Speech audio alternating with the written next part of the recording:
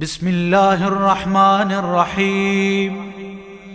اللهم صل على محمد وآل محمد.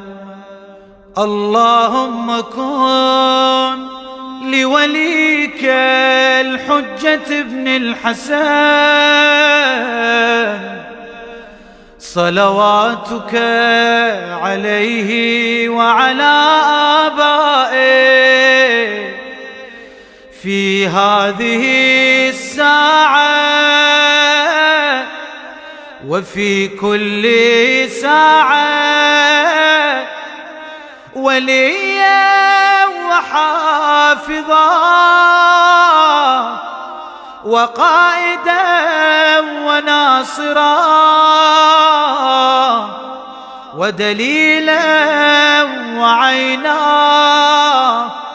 حتى تسكنه أرضك طوعا وتمتعه فيها طويلا.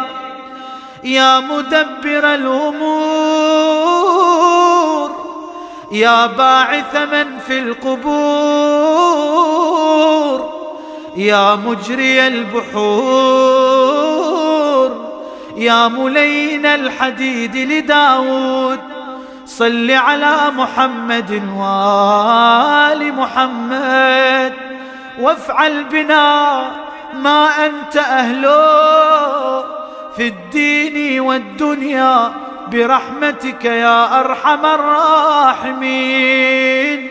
وصلى الله على محمد وآله الطيبين الطاهرين.